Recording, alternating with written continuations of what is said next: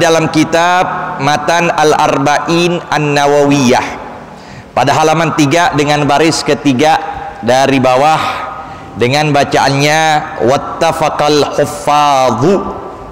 Ya, dilihat yang ada kitabnya halaman 3 dengan baris ketiga dari bawah bacaannya wattafaqal huffadhu. Langsung saja diterangkan. Bismillahirrahmanirrahim. Qala al-musannif rahimahumullah wa nafa'ana bih wa bi ulumihi fid dharaini amin radhiyallahu ta'ala anhu. Wattafaqal huffadhu ala annahu haditsun dhaif, dan telah bersepakat para ulama hadis bahwasanya yang telah disebutkan sebelumnya mengenai tentang dengan matan yang pertama itu, yang man hafidha ala ummati arba'ina haditsan min amri diniha, tuh yang kemarin tuh ya, itu telah disepakati oleh para ulama hadis, dia itu adalah hadisnya hadis dhaif, hadis dhaif. Arti hadis dhaif itu kalau urusan berkaitan dengan tauhid, kalau urusan berkaitan tentang asal hukum, nah itu nggak boleh dipakai. Tapi kalau urusan berkaitan dengan memberikan motivasi dalam ibadah, menyemangatkan kita dengan sebab hadis itu, kita tambah ibadah kita kepada Allah. Nah, maka sepakat pula ulama hadis membolehkan untuk kita pakai hadis dhaif. Jadi nggak semuanya hadis dhaif dibuang, nggak semua hadis dhaif dilempar mentah-mentah, tidak. Nah, ini pembahasan di mustalah hadis dibahas. Nah, kita sebagai orang awam, apa yang telah dibuat oleh para ulama tentang masalah ilmu fiqih, tentang masalah ilmu hadis, tentang masalah ilmu akhlak, kita sebagai orang awam sudah nggak perlu nanya-nanya lagi. Itu bukan ranah kita, bukan urusan kita itu. Tinggal kita nganga, tinggal papat, langsung apa? Telan. Bahannya dari ulama, dia yang nyari itu bahan. Tuh ulama yang nyari bahan-bahannya semuanya. Mereka bikin karangan kitab dan sebagainya. Nah, setelah mereka bikin karangan kitab dan telah disampaikan, udah kita terima. Bukan lagi urusan ini hadisnya apa, ini dalilnya mana. Ya.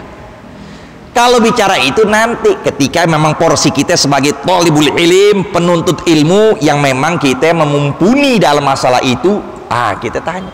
Tapi kita semasa orang awam yang kita tidak terlalu dalamin kayak masalah begitu, ketika ada apa yang disebutkan ulama tentang masalah ini haram, ini sunnah, ini mubah dan sebagainya, kita ikutin. Lain kalau berbicara tentang tauhid. Nah, itu dia, kan tauhid gak boleh pakai hadis dhaif. Hadisnya harus sahih. Kenapa? Karena kalau tauhid harus semua kita ini yang Allah berikan akal harus mencari dalil.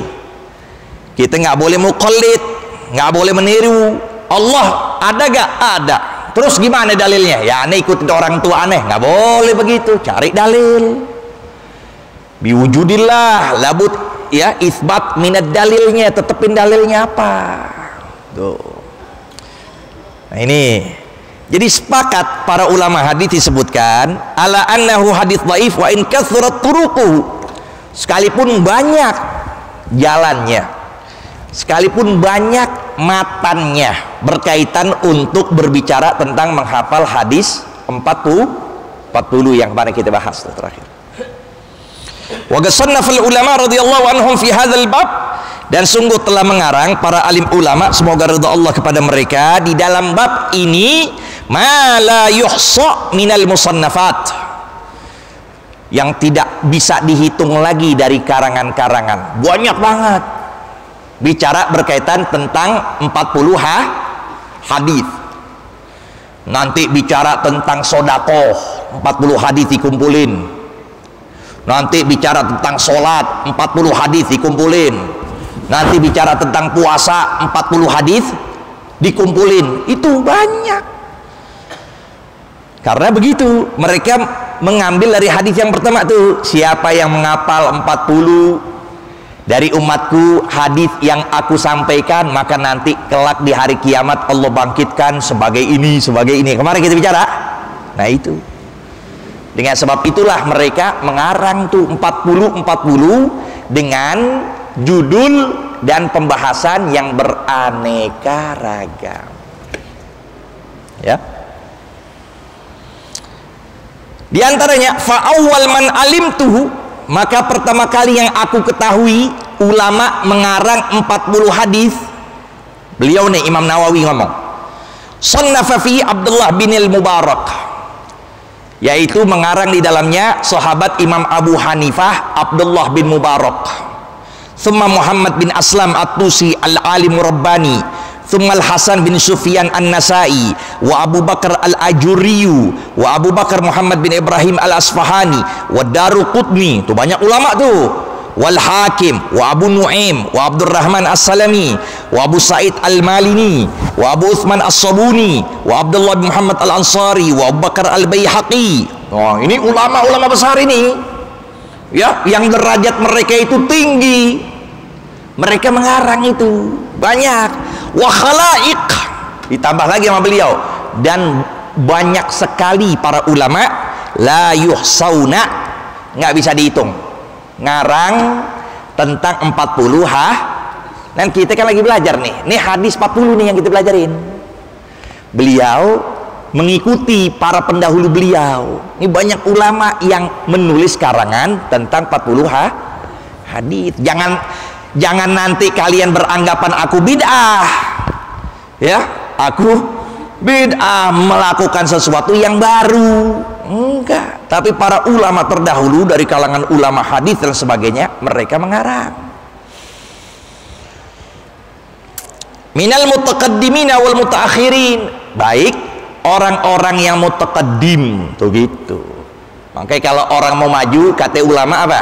Man arada taqaddum fa alihi bi kutubil mutaqaddimin. Kalau ente mau maju dalam ilmu agama, semakin tajam pemikiran, maka kajilah ilmu-ilmu yang dikarang oleh para pendahulu. Nah, terkadang kita ngaji kitab aja kita nggak tahu apaan. Ngaji aja, jiping aja soalnya. Kitab kita nggak tahu, puluhan tahun kita ngaji begitu. Ya. Karena tidak dikatakan majlis ilmu, melainkan adanya kitab. Sekedar nyerocos doang, siapa aja bisa. Ya, siapa aja orang bisa nyerocos doang. Ambil buku terjemah, beli di Gramedia dekat sini, Wali Songo, belinya ngutang ya. Terjemah HP aja ada, nggak pakai guru. Tuh, yang benar dibenerin, yang salah dia salahin. Udah ngomong. Tapi kalau kita pakai kitab, terus berada di rel, sampai tujuan. Setiap pertemuan ada sesuatu yang baru, begitu. Dan ini yang kita bahas. Ini Matan Al-Arba'in Nawawiyah meliputi ilmu tauhid, ilmu hadis, sirah, semuanya bicara. Mewakili semuanya. Wa qad istakhartullah. Nah, ini dia. Dan sungguh aku telah melakukan sholat istikharah. Penting. Istikharah penting. Sehingga Nabi menyatakan min sa'adati ibni Adam ar-ridha bi qadaillah wastikharatullah fi jami'i umurih. Dari kebahagiaan manusia, dia ridha dengan ketentuan Allah dan meminta pilihan dengan segala urusannya. Istikharah dia. Maka cara yang diajarkan pada ulama fikih, kita dianjurkan sholat 2 rakaat. Niat usolli sunnatal istikharati lillahi ta'ala. Itu baca setelah Fatihah kuliah, baca setelah Fatihah rakaat kedua kulhu. Nah, setelah itu boleh kita baca di sujud terakhir doanya, boleh setelah tasyahud sebelum salam doanya, boleh setelah salam kita baca doa yang masyhur, yang terkenal, kita sering tahu itu doanya. Di antaranya Allahumma inni astakhiruka bi qudratik wastakhiruka bi ilmik, ya, Allah mastaqdiruka bi qudratik wa as'aluka min fadlikal azim fa innaka taqdir wa la aqdir wa ta'lam wa la a'lam wa anta 'allamul ghuyub. Allahumma in kunta ta'lam anna hadzal amra khairun li fi dini. Tuh lihat, ya Allah, jikalau engkau mengetahui perkara ini baik untukku di dalam urusan agamaku, wa ma'ashi, dan dalam urusan kehidupanku, ya, wa akhirati, dalam urusan akhiratku, wa ajilihi, sekarang, wa ajilihi, dan akan, faqdurhuli, takdirkan sudah untukku, wa yassirhuli, mudahkanlah untukku, thumma barik li fihi, kemudian berkahkanlah aku di dalamnya. Wa in kunta ta'lam anna hadzal amra syarrun li, tapi sebaliknya, kalau memang engkau mengetahui perkara ini buruk untukku, fidini, dalam urusan agamaku, wa ma'ashi, dalam urusan duniaku, wa akibati amri, dan kesudahan perkaraku, yaitu akhiratku, wa ajilihi, yang sekarang, wa ajilih, yang akan fasrifhu anni, maka palingkan dia untukku, wasrifni anhu, dan palingkan aku dari dia. Apapun perkara, mau kerjaan, mau jodoh, ya, mau urusan ini, mau urusan ini, nah itu. Lalu apa lagi? Waqdur liyal khair haitsu kan, dan takdirkanlah kepadaku kebaikan di mana saja. Thumma raddini fihi, kemudian ridhokanlah aku di dalamnya, atau thumma raddini bihi, kemudian ridhokanlah aku dengannya. Tuh, baca doa itu tuh. Doa yang masyhur kita baca setelah sholat doanya nggak harus setelah salam, baik di dalam sujud terakhir, baik ketika sebelum salam, baik ketika setelah salam. Ulangin. Kalau emang belum mantep juga, ulang lagi 2. Belum mantep juga, ulang lagi 3. Nah, para ulama menganjurkan sampai 7 kali. Kalau memang belum juga ada titik temunya, belum ada keputusannya, maka kita mengambil keputusan mana yang lebih mudah untuk kita. Mau diterusin bagusnya atau tidak, gimana perasaan kita, ya, taker-takerin, takdir-takdirin, mana segi apa namanya, banyak positifnya apa negatifnya kalau Anda ambil ini, begitu. Maka disitulah nanti insya Allah Allah berikan kemudahan kalau memang belum ada jawaban. Nah, ini beliau mengarang ini pakai istikharah, bukan dengan nafsu. Tuh, bukan dengan nah ini dia. La nadima man istakhar wala khaba man istasyar. Nggak bakalan menyesal orang istikharah, nggak bakalan rugi orang yang bermusyawarah. Kita udah istikharah, kita musyawarah, itu penting. Karena musyawarah inilah yang diperintahkan Allah kepada baginda Nabi besar Muhammad.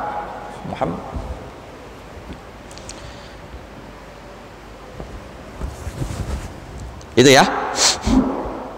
Nah, maka disebutkan wa qad istakhartullah taala fi jam'i 40 haditsan, dan sungguh aku telah istikharah kepada Allah di dalam menghimpun 40 hadis iqtidaan, karena mengikuti bihaulail a'immatil a'lam, kepada mereka para imam yang tersohor itu yang tadi di atas disebutkan, buhufadzil Islam, ya, para ulama-ulama, mereka penghafal hadis Rasul sallallahu alaihi wasallam.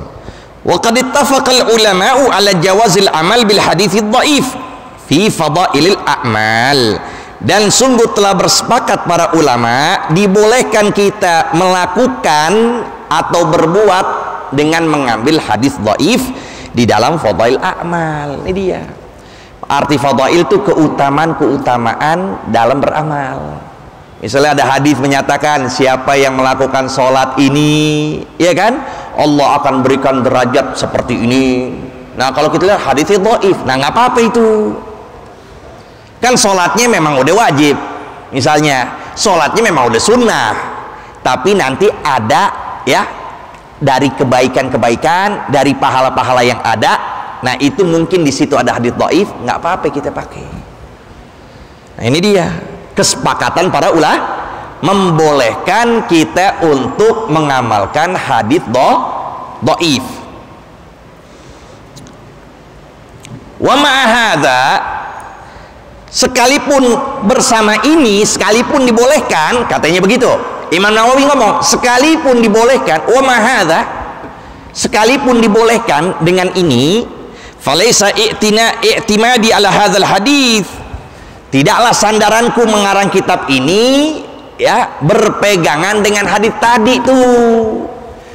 Dengan hadis tadi, aku mengarang kitab ini enggak berpegangan dengan hadis yang tadi sebutkan, man hafidha ala ummati arba'ina, siapa yang menghafal, siapa yang menukil dari umatku 40 hadis. Nah itu hadis tersebut bukan jadi peganganku, kata Imam Nawawi itu. Sekalipun hadis dhaif yang boleh dilakukan untuk fadl amal, tapi nggak jadi sandaran tuh hadis yang tadi. Tuh begitu beliau katakan. Ya. Bal, tetapi ala qaulihi alaihi salatu wassalam, tetapi atas hadis Rasulullah fil ahadits sahihah, di dalam hadis-hadis sahih yang diriwayatkan Imam Bukhari, diriwayatkan Imam Muslim dan para imam, apa dikatakan? Liyuballighi syahidu minkumul ghaiba. Tuh dia. Ini hadis yang beliau sandarkan untuk mengarang kitab 40 Apa sandarannya? Beliau katakan, liyuballighi syahidu, hendaklah menyampaikan orang yang menyaksikan, minkumul ghaiba, dari kalian orang yang tidak menyaksikan. Tuh begitu. Oke, sekarang Imam Nawawi lebih dulu dari kita, apa kita lebih dulu dari dia? Beliau kan lebih dulu kan? Berarti beliau lebih banyak tuh ilmunya tentang masalah hadis Rasulullah, tentang masalah agama. Nah, kita ini orang yang kesudahan, kita belum banyak tahu. Beliau itu tahu banyak hadis yang beliau tahu. Nah, makanya ditulis. Nah, itu pengambilan ya dari kitab ini, bereferensinya dengan hadis ini nih yang tadi. Yuballighi syahidu minkumul ghaiba. Wa qaulihi sallallahu alaihi wasallam, naddarallahu ra'an, Allah memberikan keelokan, kebagusan seseorang sami'a magalati, yang mendengar hadisku, fawa'aha, maka dia simpan betul-betul hadisku, fa'addaha, maka dia pun kemudian dia sampaikan hadis tersebut, kama sami'aha, sebagaimana dia mendengarkannya. Nah inilah kata Imam Nawawi, ini yang membuat aku menjadi semangat untuk mengarang kitab Arba'in Nawawi.